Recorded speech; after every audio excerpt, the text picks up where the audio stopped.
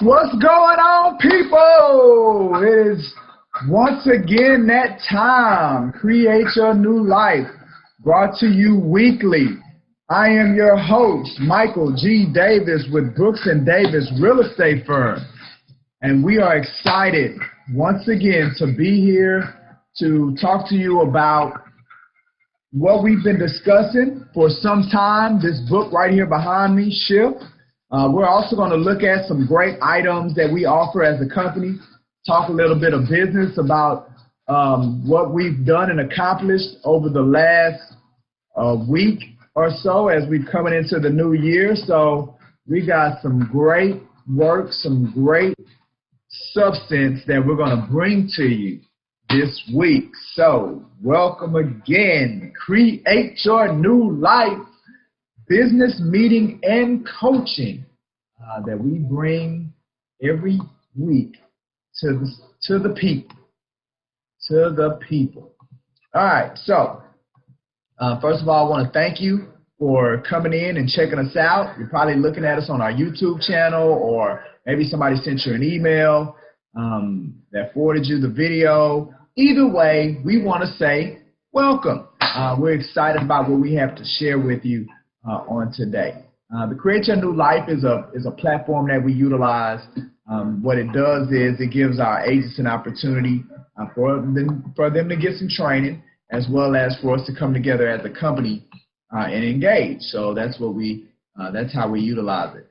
All right. One of the things before we really jump into it, I want to encourage you, if you're not following us on social media, I want to encourage you to do it.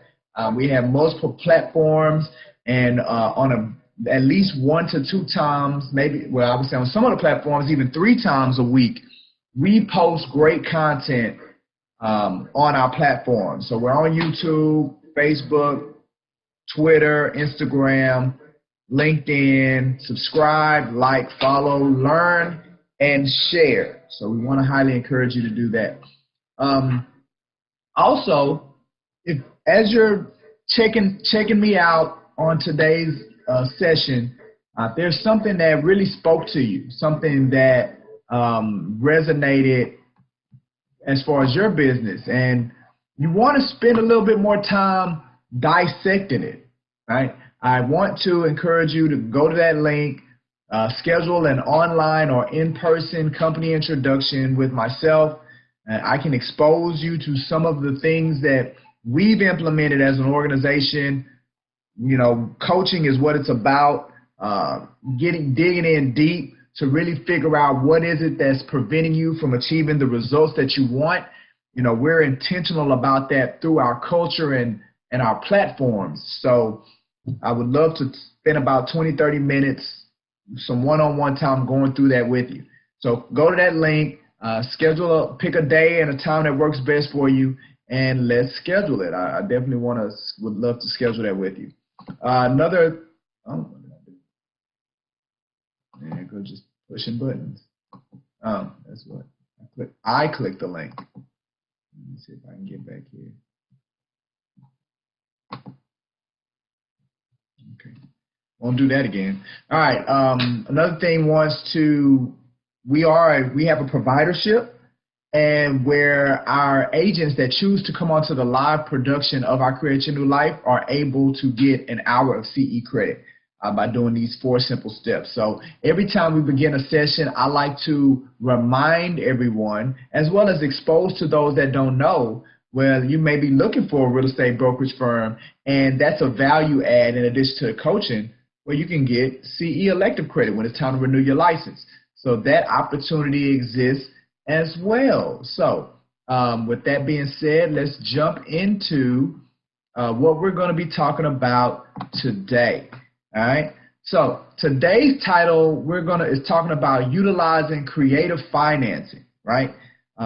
This is the 10th tactic that Gary Keller has identified in his book on when dealing within a shift, how to utilize creative financing and creative financing. So we're going to look at that tactic today, right? And we may have some time to where we can go ahead and move ahead and deal with tactic number 11, which deals with working in markets of the moment. So we may have some bonus footage that we deal with on today as well, depending on what our time looks like, okay? But we're definitely going to dive in on the creative financing aspects of things. We're also going to be talking about our mission, right? The mission that at Brooks & Davis that we execute on a daily basis. We're going to be looking at that. I'm also going to be showing you guys and going into some more detail about the coaching aspect of things and some, a particular term that we use when describing our coaching, okay? The quote that came today is from Dave Ramsey. So Dave Ramsey is a prominent financial advisor. He has a show. He's written a book. I read the book. Matter of fact, when it comes to managing my money, I utilized his envelope system. That's where I was first exposed to it. And I've leaps and bounds when it comes to my finances and how we manage our money. So shout out and kudos to Dave Ramsey for the content that he provides and that he presents. So the content that, the quote that he said was, "I'm a big believer in high quality realtors and I endorse realtors for that reason," right? And the reason I thought that this was a great quote, especially in what we're talking about today when it comes to creative financing, like whenever you use a term creative, then to me that it articulates a level of expertise, specialization, skill, and hey, that's what we bring as real estate professionals, right? We bring a level of expertise and skill. Good agents, right, are high quality realtors. I'm gonna use the term that Dave said. High quality realtors bring a level of expertise that can't be duplicated. It can't be replaced by any other mechanisms. It can't be replaced by online portals. It can't be replaced by books. It's just that experiential knowledge that exists, it cannot be taken for granted, right? And as we can see, Dave Ramsey sees the value in that, and that's why he endorses, and he's a big believer of connecting yourself with high quality realtors. And in a tough time as a buyer or a seller, if you're a real estate professional, you have to position yourself as that. And if you're not a real estate professional and you're hearing this, then you need to understand the value that comes from someone that's high quality in this business. You got to see it. So kudos to Dave. Like I said, I listened to his show. I read his book, Money Makeover, and the techniques work. All right, so let's jump into every week we spend some time jumping into our core ideology as an organization, and today is no different. We're going to do the same today, and the ideology that I want to focus on today has to do with our mission. Now, I used to call it a core purpose, but as I was sitting and I was reflecting, and because, as a purpose, it's like, why we do what we do, right? And I could never really connect the dots on, this isn't really an answer to a why we do something, right? This is something that we've made a decision, we've made a choice to do, right? And as I was sitting there going back and forth with myself, what I realized is that all these years, that this isn't a purpose, this is our mission, right? Our mission as an organization is that every day we're out there to create a greater experience for every stakeholder in the real estate community, right? So that includes everybody. That includes buyers. That includes sellers, people that are looking to rent, people that are lenders, other real estate colleagues and professionals, all the way through inspectors, title companies, appraisers. All of those individuals are stakeholders in our community, in our market. And as real estate Brooks & Davis representatives, our goal every day, our mission every day is to create a greater experience for those individuals that we work with. Why? So we can leave just like what that picture shows. We want to leave our imprint in their mind, in their physiology, in their nervous system. We want to leave our imprint through the experience that we offer to those that are connected with us in this community. So that is welcome to the new mission, no longer the purpose, the new mission of Brooks & Davis Real Estate Firm. So I wanted to share that with you. All right, so the next thing that we do at this time is that we jump into production. Hasn't really been a lot of movement since last week. So our top three is still the same. Kudos to Margaret, Mashana, and Jeff for being able to make it through another week of being our top three realtors. We see where our production is. We're a little under 2 million. Kicking off the new year, we have a lot in the pipeline, really pressing and encouraging individuals to push more items through escrow, get it under contract, and move towards getting the commission. Okay, so that's just a snapshot of where we are this week, and the amount of commissions that are currently left to be paid out. So congratulations, ladies and gentlemen. All right. The next thing that we want to talk about before we get into our training, and it looks like we're going to have a lot of time when it comes to our training. The next thing that we want to talk about, as we identify that proprietary programming that we bring to you guys, or that we bring to those individuals that are a part of the Brooks & Davis family, the Brooks & Davis organization, right? So one of the programs that I want to highlight, because this is something that we do every week as well, we highlight specific proprietary programming that is specific to Brooks & Davis Real Estate Firm. So we highlight that once a week. And the one that I want to talk to you guys about today has to do with we call them GAT meetings, right? The reason we call them GAT meetings is because the idea is to get, that's the G, your is the Y, bleep, which is an A, on track, which is the T. Get your bleep on track meetings, right?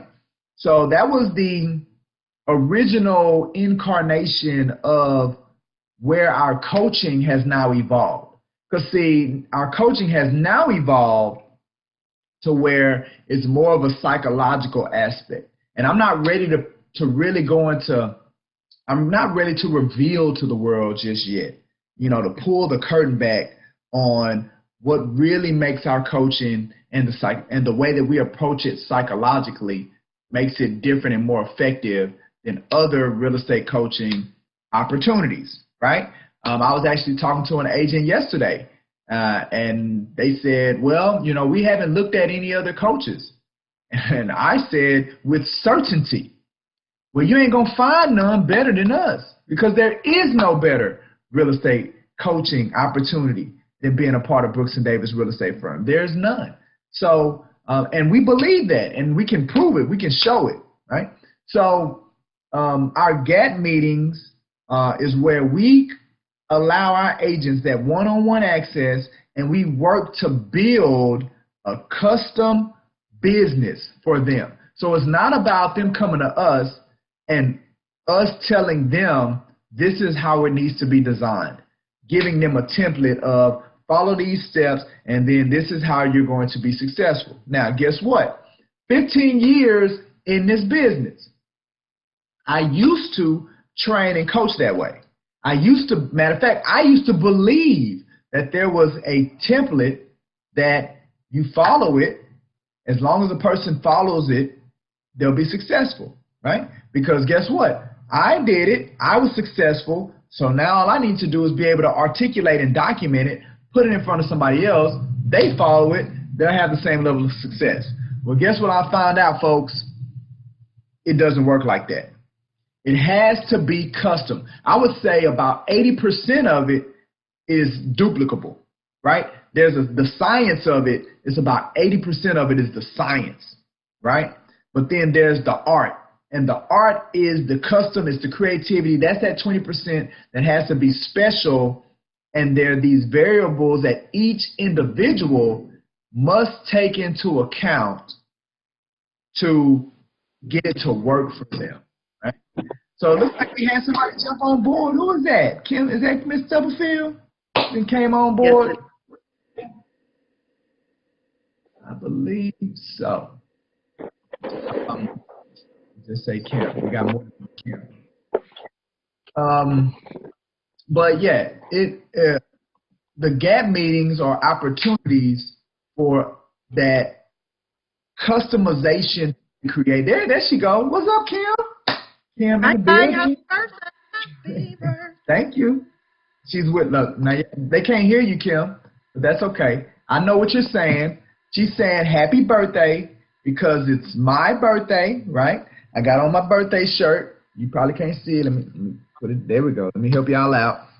Because in 1980, a legend was born, and that legend was me.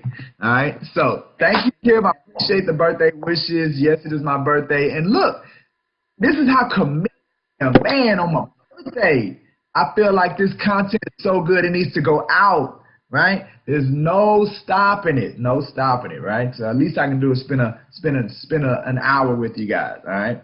But thanks, Kim. Appreciate that.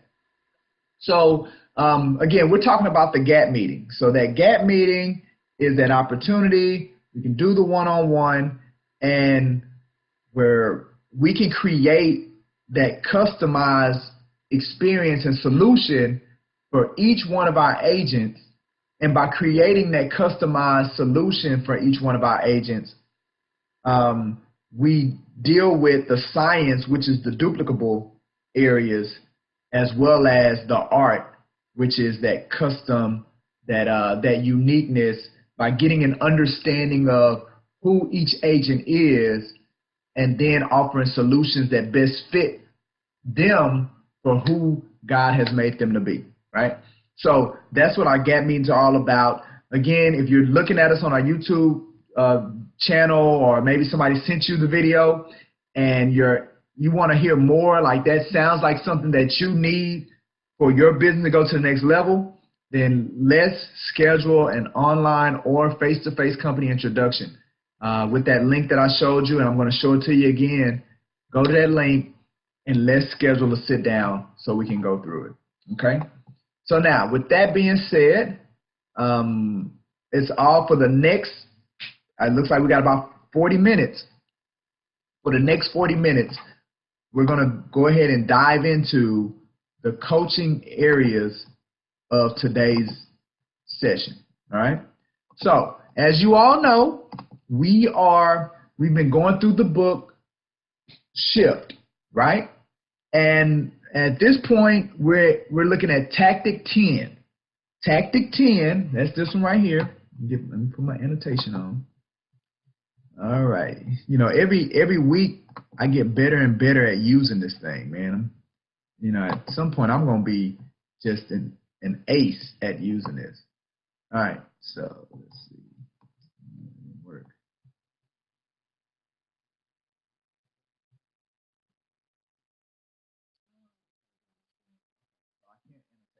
That's one thing that I learned, but maybe you can see my mouse. Today we're going to be dealing with tactic number 10, expand the options. We're going to be talking about creative financing, right? We may get an opportunity to go into master the market of the moment, do a little bonus when it comes to short sales, foreclosures, and REOs, depending on where our time takes us. But what I want you to understand is that we're talking about creative financing, and that area of these tactics is found in skill set number 6. So skill set number 6 is about, well, I would say between skill set number 5 and skill set number 6. because those two skill sets come into effect once you already have a client. So when you're sitting here trying to expand financing options, the assumption is that you already have a buyer client and you want to open up opportunities for them to be able to open up their buying power by revealing some creativity from a financing standpoint. Or you have a seller client and you want to be able to put that property in a better position to get sold because it's able to be opened up to more buyers, right? So tactics 10 and 11, when it comes to the 12 that Gary Keller gave in his book Shift, when you compare it to the Realtor Success Funnel, which is the module that we use here at Brooks and Davis, then it lines up with skill sets 5 and skill set 6. Okay. All right. So now the things that Gary really talked about in this chapter, he talked about 3 players, 3 individuals that could assist in opening up those financing options when it comes to when you're in a tough time, when you're in a tough market. I'll say that, a troubled market, right? And the 3 people that he brought out were the lenders, the buyer, and the seller. That all 3 of those individuals have opportunity to where they can do things that will put them in a situation to help move the property along, right? So, you know, as he goes into that conversation, so that's kind of the crux of that chapter. And he's showing how each one of these players in a troubled market, buyers, sellers, and lenders, how they can approach this situation. So now, Gary Keller wrote this book. I want to say it was 2008, 2009 is kind of when he wrote this book. So we can say it was about 10 to 12 years ago that he wrote this book. So what I want to do today is that I want to take what he wrote back then and I want to bring us up to 2020 and see where some of the options that he gave, where they fit in today's market, right? Okay. So one of the first things that he brought out was lender-funded buy-downs. Now, that is something that lenders are still doing today. So that is an area where, as a real estate professional, a quality realtor, as Dave Ramsey said in his quote, a quality realtor can go and get educated on the different lenders that offer lender-funded buy-downs, right? And then now you're aware as a professional of some options in your toolbox that you can access if necessary. I know one of the things that we did, the corporate team does, is that as we're engaging individuals, you know, once you become a realtor or you build a real estate company, then there's a lot of lenders that approach you, right? They see you as low-hanging fruit when it comes to clientele. And, some people see it as a nuisance, but I don't. Like, I see it as an opportunity to see, is there something that this lender may offer that other lenders don't offer, so it'll put me or put us in a stronger position as a resource, right? So a great idea for realtors is you want to know as many lenders as possible. You want to accept that phone call. You want to accept when they ask you to go out for coffee or go out for lunch. You want to accept that because you want to find out, well, 2 things. Number one, you want to find out if there's something unique that they offer that you can leverage and maybe you can market to help you grow business by making your audience aware of it. So you want to do that. And then you also want to know, if this is somebody you would like to do business with, because you can have 2 lenders that offer the same thing, but one of them you like working with, the other one you don't like working with. One of them helps you build and grow your business. One of them really doesn't. So that's the second reason why you want to constantly be meeting lenders and finding out what they do. So the lender-funded buy-down does still exist. Now, Fannie Mae is my community mortgage. Every Fannie Mae, Freddie Mac, they're always coming out with new programs, right? So what I would do is that I'm not familiar with this program. I don't think it exists anymore, but it's been replaced by something that was similar. Google Fannie Mae, and it's going to take you to their website. And then Fannie Mae is going to show I guess the new flavor of the month when it comes to their programming. Now, this is the thing. As real estate professionals, we don't get a lot of exposure to the secondary lending market, which is your Freddie Mac, Fannie Mae, Ginnie Mac. Well, we don't get a lot of access to them, right? Because it goes through the lender. Like the lender or the banker is the connect. So a lot of the programs that different lenders offer in some instances are just different variations of a program that Fannie Mae has designed, right? One of the things he talks about where lenders can be creative in a transaction, automatic underwriting systems. I think that's a little dated. Again, I'm not a lender, so that's one of those areas where you would want to sit down and let a lender show you, because that's something else that Gary talks about, is getting with the lender, meeting with them on a consistent basis, and allowing them to show you how what's the process now, what's the system now when it comes to underwriting, right? And then explain to you what the profile of the person that they can work with to help move past getting them to where they can be approved, right?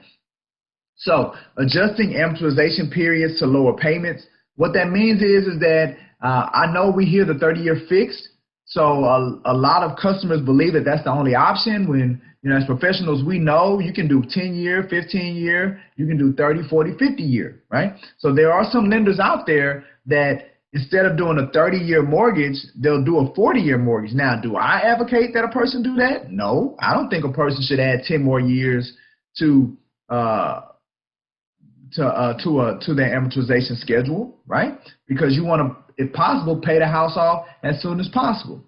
But my caveat to that is this. What do I consider better? A person renting or a person owning, but instead of them having a 30-year fix, they have a 40-year fix or a 50-year amortization? Because you can always come back and refinance. Situations can change. But the reason that you would do that is that to lower payments, and because the payment has been lowered, then now it allows them, maybe based on income limitations, it now puts them in a situation where they can buy, they can become an owner, right? So for me, I want people to go from renting to owning as soon as possible, right? You hear, well, they're not ready. People need to be ready to buy. Some people aren't ready to own a home. That's hogwash. Look, if you go through a high-quality realtor, high-quality lender, then they're going to put you in a position, they're not going to put you in a house in a position where you can't afford it. That's not going to happen. So as long as you get with the right people, everybody's always ready to buy a home if they go through the right people, right? So that's where these options come into play. And these options not only help with buyers, they help with getting listings moved as well. So now he also talked about adjusting interest rates to cover closing costs. What that meant is doing adjustments with the interest rate that a customer pays. And because of that higher interest rate, they now can get contribution to help with some of the upfront costs that go into purchasing a home. Yes, there are upfront costs, right? So there's opportunities there. He also talks about state and local grant or bond programs. Well, we know that there's a host of those, right? The city has programs, grant programs, the county, the state, different banks have programs. So if you really want to carve out a niche, then becoming the grant and down payment assistance and bond program expert, being up to speed, and not just being up to speed, but having a level of influence in that niche, meaning having a level of influence with those organizations that offer that type of funding, to where you can go in there and you can you can create impact and you can create influence in that market to get things moved for people that other realtors or other professionals don't have the capability of doing, then you will be worth your weight in gold. So I think that's a great idea or a niche for realtors to be going after and to be becoming, right, when it comes to that. Mortgage credit certificates and private lending, those are other options or areas that lenders can do to help finance more transactions when it's not a level of if the pool of buyers has decreased, it's now being able to squeeze the juice out of it, right? You know, it's kind of like when you get an orange. You get an orange, well, there's a certain amount of juice that's just going to come out of it with the amount of pressure that you apply with your hand, right? But then that doesn't mean that, you know, is there still juice left in the orange? Absolutely. You just got to use a different tool or a different resource to get more juice out of it, right? So whether that's an orange squeeze, juicer, or you know, one of those appliances to where you can squeeze the orange on it, like that's going to get you more juice than me using my hand. So it's about using a different tool or resource. So that's all we're saying here. In a hot market, when all buyers are getting approved, then you just got to use your hand. That's enough pressure. But when times get tough and the market shifts, well, now you need to find additional tools that can squeeze more buyers and put more buyers in position to where they can buy homes, right? So then he also talks about approved sources for financial gifts to purchase real estate. These are things that buyers can do to purchase a home. These are things that sellers, friends and family that can be given to buyers to help them deal with the upfront costs, right? So yes, family members, they can gift things to purchase. Now again, since Gary has written this, things have changed, so that's where the lender will come in, or an underwriter, somebody that's within our processor that can give you an understanding of where down payment and closing cost funds can come from. Because if you're a realtor, I know you get this a lot. I will buy a house, but I need to save up more money, right? Or I will buy a house, but I don't have money for the down payment. Right? So that's very valuable information that if delivered to a lot of you all's audience and customer base, that will probably pull a number of buyers back into the market if they understood that they could get gifts from family members and which ones they could get gifts from, and that there were nonprofit agencies out here that were giving down payment assistance, as well as co-borrowers and things of the sort. So these organizations are there, and when you become a resource to people, it is going to skyrocket your business because there are there's an underserved market of buyers that are there because most people are looking for the one that can close immediately. Most people are looking for the one that comes in that traditional mode when it comes to credit, when it comes to cash saved up. They're looking for that traditional, when it comes to a level of income, debt to income ratio, they're looking for the buyer from that perspective. Instead of going and looking how many people can I create can turn into buyers, right?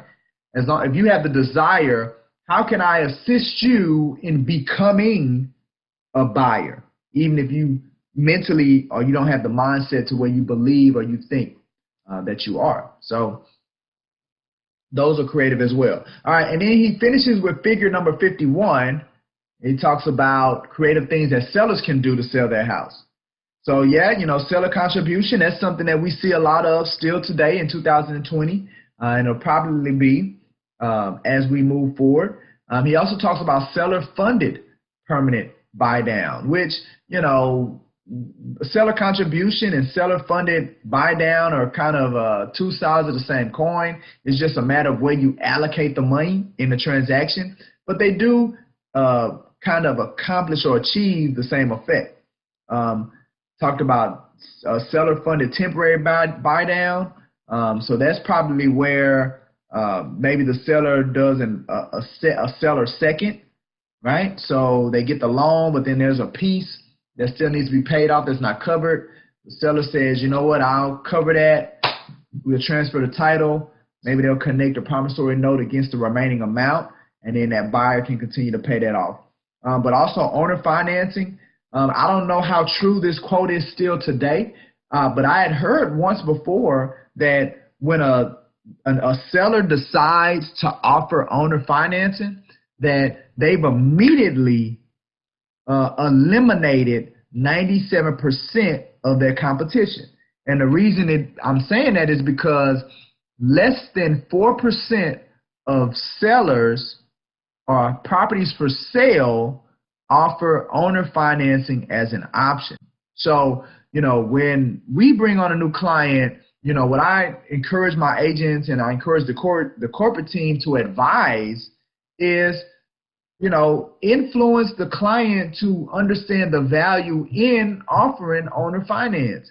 Because I promise you, if you structure it the right way, it can serve the same results that a lot of people are looking for when they're trying to sell their home. So owner financing is a great option. Now, contract for deed, that's not something that I would recommend to any seller in today's market. We already talked about the seller second. And then you have the lease option and the lease purchase. You have to be careful with that. I know in 2008 or 9 when Gary wrote this book, they were a lot more prevalent, but the regulations weren't as stringent as they are now around lease options and lease purchases.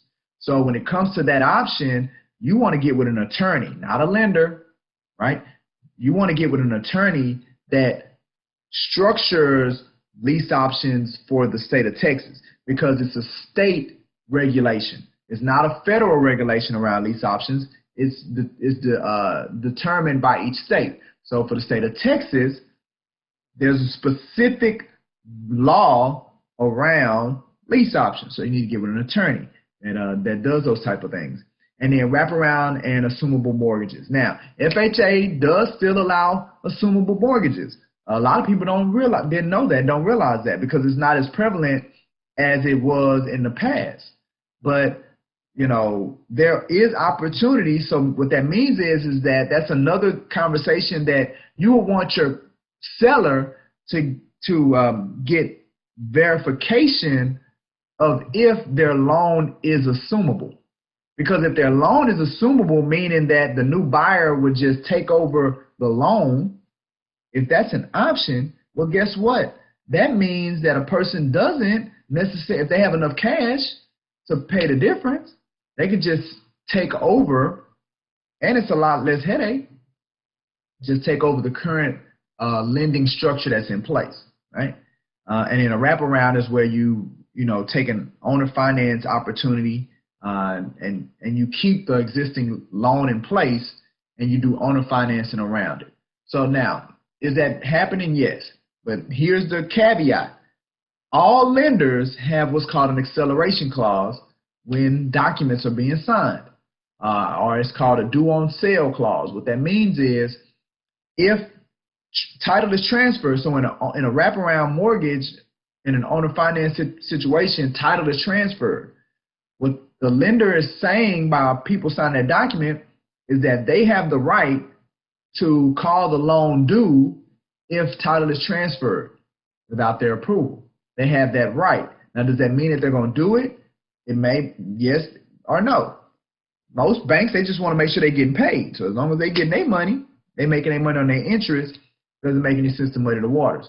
But they're never going to get rid of that right. So that acceleration clause that you sign in your loan docs, that keeps the lender having the right to call the loan due if they wanted to do it. Okay?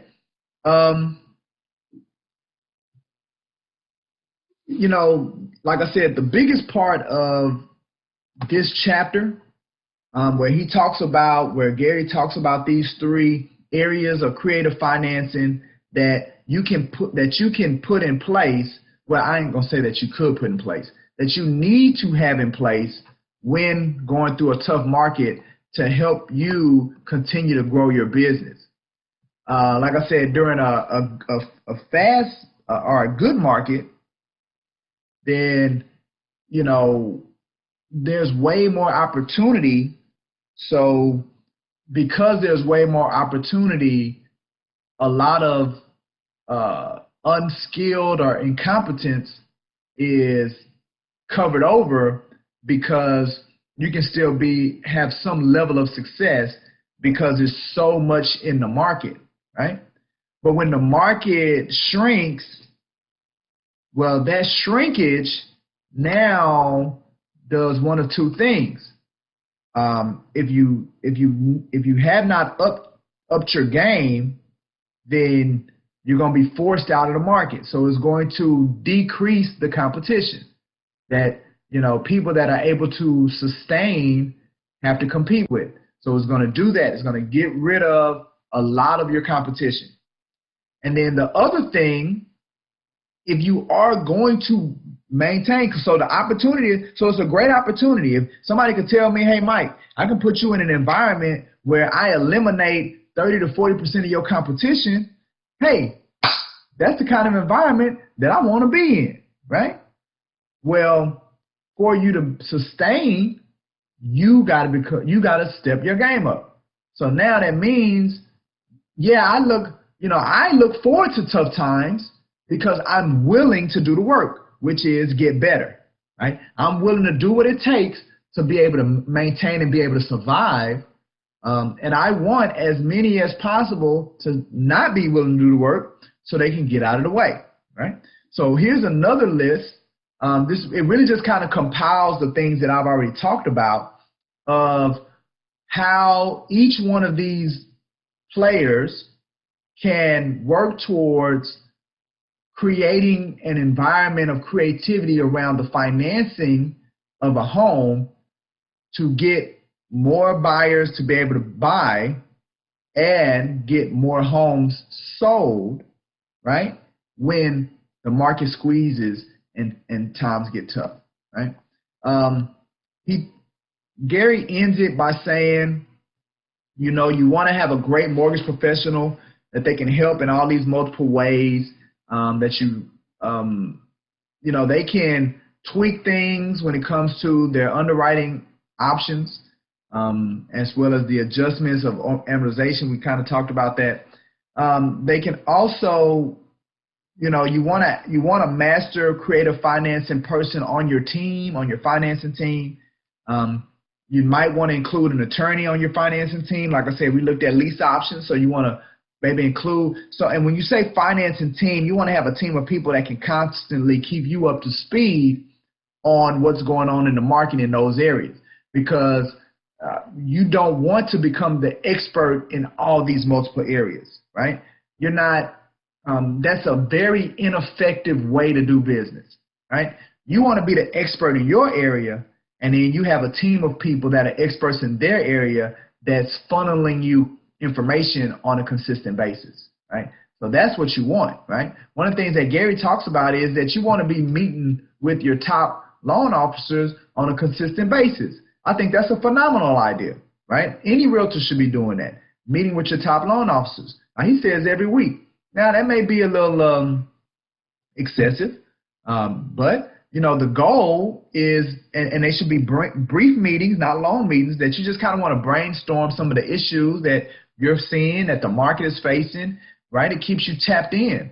And then you want them to, if you're meeting with them with that level of consistency, then you're always going to be getting things that's hot off the press when it comes to lending guidelines and financing options, right? So that recommendation of consistently meeting with your lender, I thought was a great idea. He also said on your financing team, you should include an accountant. So an accountant, an attorney, title officer, all these people should be on your financing team, right? And again, so where you're getting this information on a consistent basis, so you know how to adjust, right? So, you know, he closes that chapter out with tactic number 10, you know, utilizing creative financing. He says to succeed at your highest level in a shift or a tough market, you will need to become proficient at creative financing. You'll see me emphasizing the word become, because in anything that you do, if you're going to have a level of success, you're going to hit another level, then you have to become a person that can operate at that level, right? So if there's a level you're trying to achieve and you haven't made it yet and you're wondering why, it's because you haven't become the person necessary to be able to operate in that level. And even when you become that and you hit that level, well, for you to get to the next level, you're going to have to become a different person. So you're always becoming. So that's what he's saying here, right?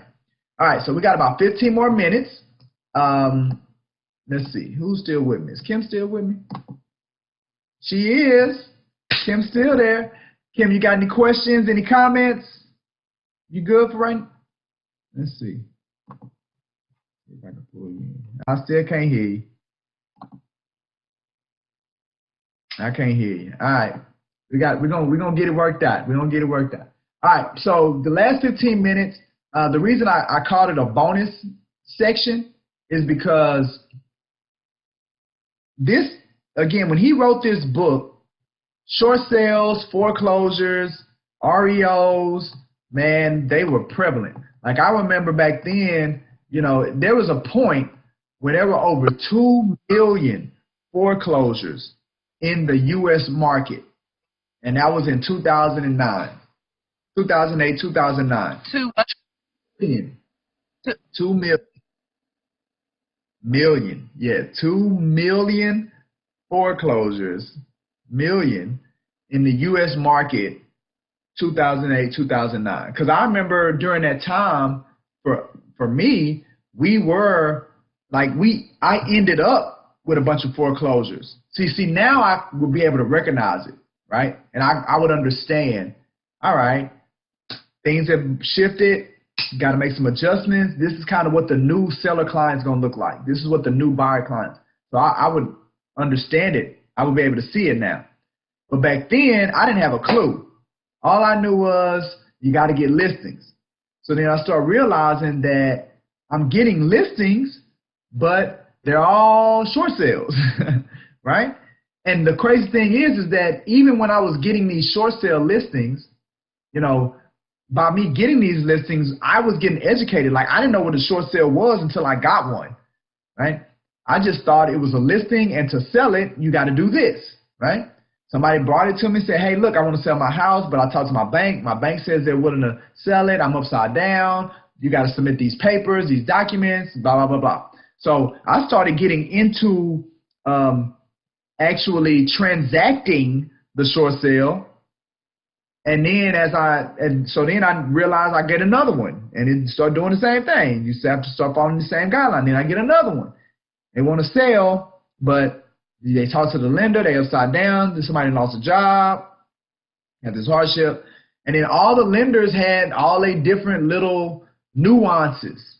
And the crazy thing is, at the time, that level of volume of short sales had never been seen before. That level of volume of short sales and foreclosures hadn't been seen in that recent of time, right? So as technology was advancing, right, with the internet and all this technology and this innovation was happening, well, now the banks were trying to innovate. At the time, they were getting dumped with all of this short sale and this REO, and it overloaded the system. I mean, I recall working on a short sale and being on hold with the bank for 2 hours, literally 2 hours, before I could get in contact with who I needed to get in contact to facilitate it. I remember that.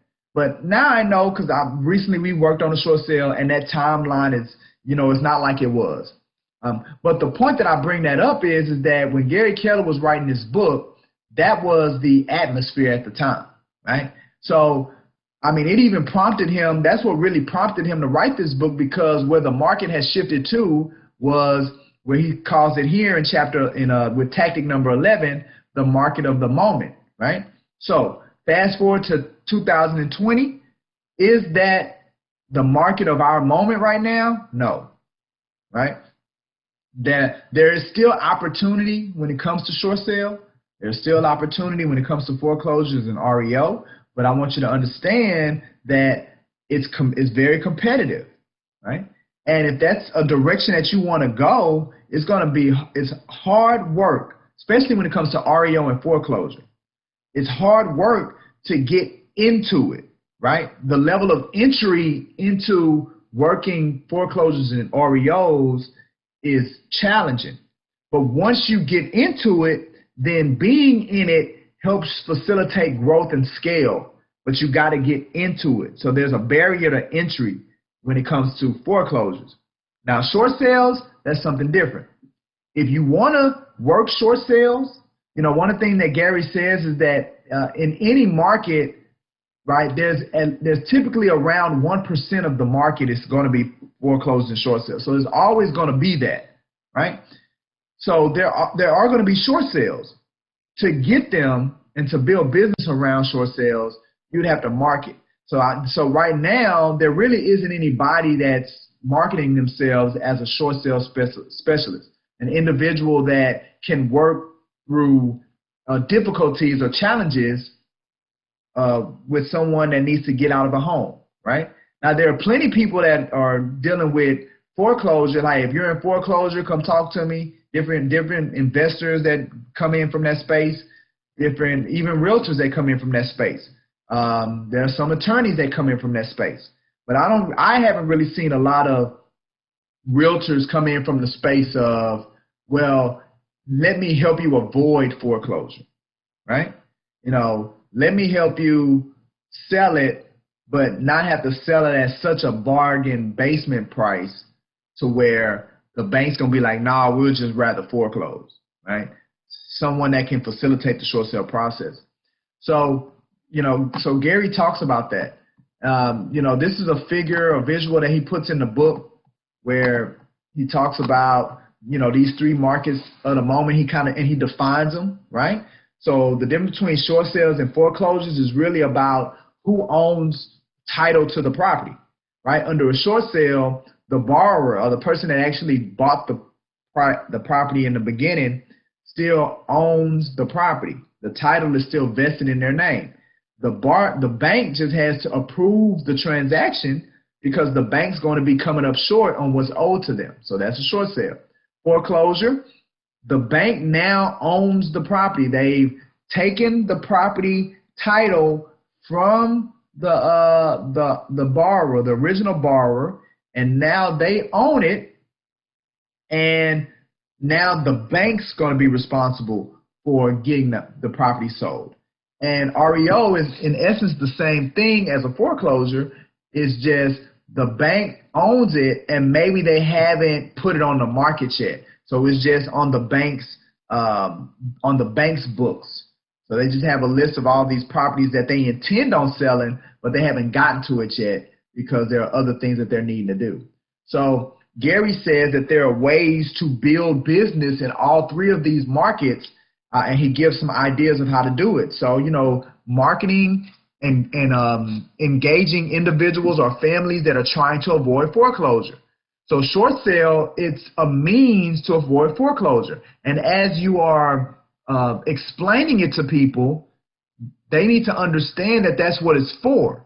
If you're going to choose that option, it's not for you to make any money, because the seller's not going to make any money, right? It's an option to keep foreclosure off your credit and deal with the situation. That's how it needs to be presented, all right? And when it comes to foreclosures, what you do is that you create a list of bargain hunters and investors that are seeking to buy value. And then once you create that list, then you go and you look for foreclosed opportunities, whether on the MLS, whether homes that are looking dilapidated and vacant, and maybe you do some work to try to identify, you realize it's a bank, and then try to get access to that asset manager that may be over that will be willing to cut a deal prior to it going to the market, or build a relationship with an REO broker that has properties, that knows the properties before they go on the market, and then you bring value to your bargain hunters and your investors list by putting those properties in front of them. Now, you don't want to waste your time and put people on your list that can't close, that can't, get the deal done, because then you're wasting your time, you're wasting the listing broker's time, and you really only get one shot to validate yourself. So if you don't validate that or show that you're competent, then that listing broker's probably not gonna give you another shot. You're gonna go with someone else. So you want to make sure that if you do create that type of environment, that when the opportunity presents itself, you have someone that can come and perform, because in essence what you're doing is you're making that listing broker or that REO broker's life easier. So he's going to think of you first, which is going to open up even more opportunity for you as you continue to grow. All right, and then the last one is REOs. So the way to build REO business, looking for financial institutions with an above number of foreclosures to sell. Now again, back when he wrote this book, they were prevalent. Like all of the banks had them, right? All the big banks, right? I mean, you had lending institutions going out of business. So at that time, it was prevalent. In 2020, what you might want to do is target local banks and credit unions, right? Because it's on a smaller scale. You have a better chance of relationships not having to be built, and you can maybe get a meeting with the bank president that will be responsible for saying, we'll allow you to sell this property, this REO that we had. So that's a way to build business from that perspective. All right, so the last thing before we wrap it up is that Gary says that there will always be opportunity. So I've already kind of said that. And then he shows this cycle of foreclosures and falling prices and how it can eventually feed on itself. So in essence, he is showing us what happened when the market bottomed out in 2007 and how it kind of perpetuated itself. And he's doing that through this visual, right? So he starts at the top, the market shifts. So that's what we experienced 2007. So then we'll start seeing less buyers, right? Less buyers and more sellers. I remember that. It's like nostalgia for me, where we had all these properties, like, I had all these listings for sale, but there were nobody buying. It's like the buyers were afraid of the market. So then what happens is that now the average home prices fall, then sellers get upside down, short sales and default. So now sellers that were ordinarily in a position where they could sell because they had enough equity, now they're upside down, and now they're going to have to sell through utilizing short sale. Well, then foreclosures begin to increase, which adds even more inventory, and REOs hit the market. Then the average, because now you brought even more inventory to the market, more prices fall. So then more sellers get upside down. So more foreclosures hit the market, more REOs hit the market, and then it just keeps going and going and going until things adjust, right? Well, I thought it was a beautiful visual. That's why I wanted to present it. Just so we could have a working knowledge of, at any point of this cycle, you can come in and become a solution and be able to make money at any point of this cycle once you understand it. So that's why he calls it mastering the market at the moment. Because if we begin to see this again, and you should be able to see it coming, then you know how to position yourself to be able to capitalize when it comes to the short sales, the foreclosures, and the REOs as far as building those relationships. All right. So he ends this chapter with a moment of truth. What he says is that at the professional level, almost no one can pay for play without putting in the time, study, and work it takes to master the game. That's one. It was towards the tail end of the whole short sale piece is where I ended up getting a designation. I got the Certified Distressed Property Expert designation, which gave a lot of insight. But the reality is that before I went after that designation, I had been doing and working on short sales for some time, that a lot of what was presented, I'd already created a lot of my systems and checklists and things that are needed or necessary to be effective in doing multiple, being successful at short sales and doing multiple ones. So it was kind of forced at the time. So by the time I got the designation, I'd already kind of figured things out, and I was making it work for me. Well, you know, it would have been great if going into it, I'd have got the designation, and it probably would have decreased the amount of time that it took, decreased that learning curve, right? So, you know, the time, the study, and the work is important, right? And then he says, especially the complex business games that have guidelines, rules, and very experienced players. Before you put too much time and effort toward pursuing these opportunities, he's talking about REOs, short sales, foreclosure. Before you put too much time and effort into it, and take away from other lead generation and conversion traditional ways and sales, you got to be sure that you're, in essence, he's saying, be sure that you're taking the courses, reading the books, talking with those that are experts. So before you decide to approach this part of the game, you got to make sure that you understand it's going to require a higher level of expertise for you to do it. All right. So with that being said, we had a great time together. Kim, you're back. So we have we were able to look at those two tactics. Tactic number 10, which talked about creative financing. We were able to look at tactic number 11, which talked about mastering the moment. So guess what, guys? We may only have one more session, right? Maybe two more sessions. I think we're having, and we'll be done with the book, right? So next session, not next week. Why? Because I'm leaving for my birthday. So I'll be gone for 2 Tuesdays, guys. I'll be out of the country. I'm sorry, won't be here.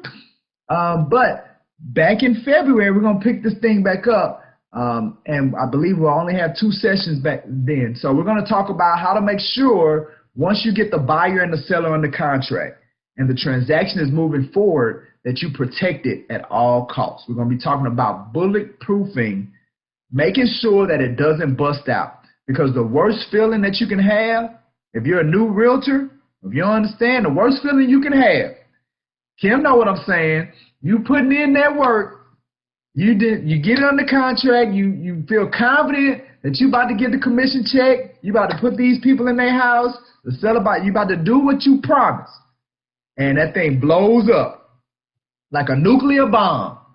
It's the worst feeling that you can have, right? So we're gonna talk about that next week and how to put those parameters in place to ensure that you limit that. Like you'll never be able to eliminate it 100%, but you can definitely limit it on losing transactions after you get them under contract. So we're gonna talk about that. All right, well, that's all I have. Kim, we got to figure out how to get I know you got some good nuggets, man, that I want you to share with the people, and I can't get you to hear. We can't hear you.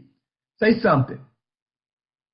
So this may be an issue. This may be something. I know with this particular platform, if your phone connects to your car, like does your phone connect through your car? If your phone connects through your car, then it doesn't work right. Because even if I was in my car and trying to do it through my phone and my phone was connected through my speakers, then you can't talk. So I know that that's a common issue, and that's probably why we're not able to be blessed by the wonderful insight that I know that you were going to give to us. So, next time, if you know how to disconnect your phone from your car and then do it, then I'm pretty sure we'll have more success. But we can do that next time. Okay? All right? So it was a pleasure. I know we have our time tomorrow morning. We still good for tomorrow morning? Yeah, we're still good? All right, awesome. All right, well, that's it. I'm about to get the music going, and we got another one in the books. Create Your New Life. Always enjoy our time when A new life. Let me get it. Shall we begin? That's it, people. On my birthday, we did it. We got it done. We got another one in the books. We was able to knock out these 2 tactics. Tactic number 10, tactic number 11. Talked about creative financing and how that works with buyers, sellers, and lenders. Talked about short sales, foreclosures, how they fit in the market. We did that. We looked at our great program of our GAP meetings of how we create these custom business opportunities for agents. So we looked at that as well. And man, look, you know, it's some exciting times. So grateful, so thankful. If you want the CE credit, the opportunity is there for the CE credit, right? If you want the, you know, I said I was going to show the link again. So that's the CE credit. If you like what you heard and you want to schedule face-to-face online appointment with me, go to the link. Let's schedule the appointment. Let's do it sooner than later. Hey, let's meet. Let's meet before I go out of the country on Monday. Right? I'd love to meet with you and talk with you. And last but not least, follow us on social media. YouTube, we're going to upload this episode on Wednesday. But check out our other social media platforms. All right? With that being said, we'll be talking to you soon. Have a fabulous Tuesday. It's my birthday, so live your best life on my born day. Michael G. Davis, CEO, broker, Brooks & Davis Real Estate Firm. You have a great one. Yes, have a great one.